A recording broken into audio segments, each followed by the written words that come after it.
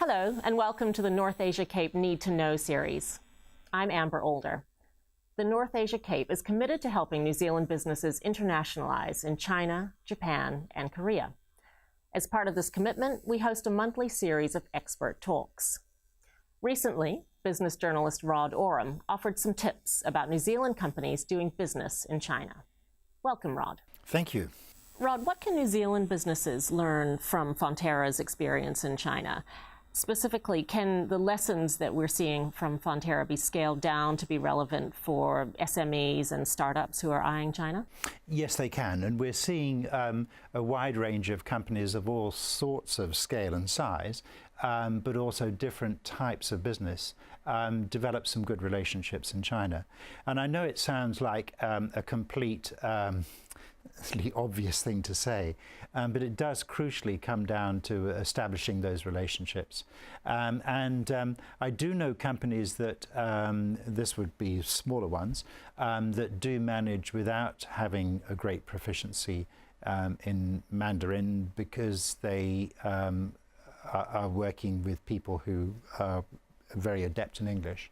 But my sense is that that's not ideal.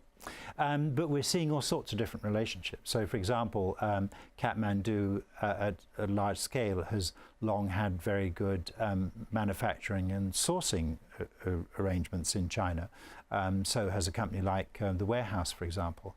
Icebreaker was it remains a very interesting example because it works with New Zealand farmers here to get that merino wool up to Shanghai, where a network of mostly Chinese subsidiaries of international companies, I believe there's one Chinese company in there, do the whole wool processing and making of the yarn and the knitting of the garments to create a sort of a virtual manufacturing center for Icebreaker. And so that's relationships that have worked very well over time. Zespri in the primary sector has had a very checkered history because it's clearly had problems with false declarations by staff up there and real problems getting to sort that out. But it seems to be building a much firmer base there. But then balanced against that, there is a long history of New Zealand companies that have failed on investments in China, such as Carter Holt Harvey, such as Avco, such as Fletcher Steel, and Rashina Pacific as well. So those are all cautionary tales, but it's cautionary tales about making sure that a very good relationship is established.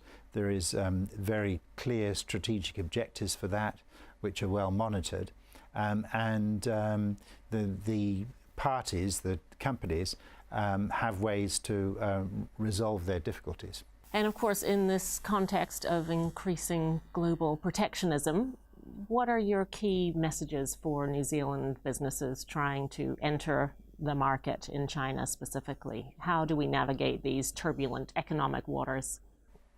Globally, they're going to get worse.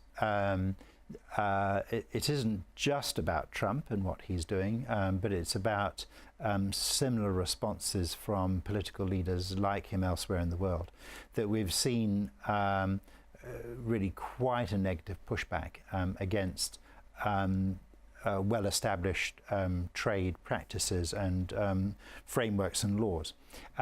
So it is going to get harder, but New Zealand companies, given their much smaller scale relative to the Chinese market, I think can navigate through that if there is a really strong relationship there, and where there is really strong benefit to both companies, the Chinese company and the New Zealand company, working together in that market.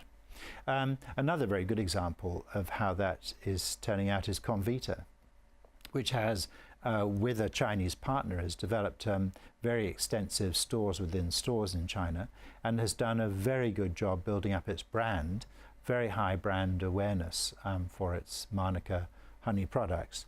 And it's a very encouraging example for other New Zealand companies.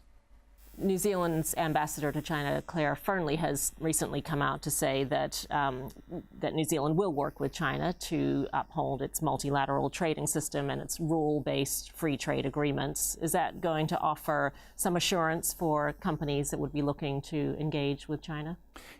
Yes, there's some really interesting history here because as China, and I'm going back into the early 2000s, was wanting to become a member of the World Trade Organization and to be part of that global trade rules body, it was very important for China to be identified as a market economy. And we were pretty much the first country to declare that it was.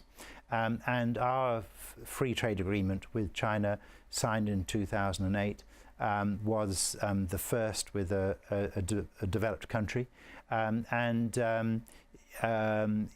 Yes, China was trying that out, learning the ropes with us, but I think there's a very good relationship between the two countries because of that sort of history. So there will be trade disputes. I mean, that's kind of the nature of business, but I think there's a strong sense of history that will carry us constructively through that. Fonterra might have done itself some damage in China, but I don't think it would have done too much damage for New Zealand and other New Zealand companies in China.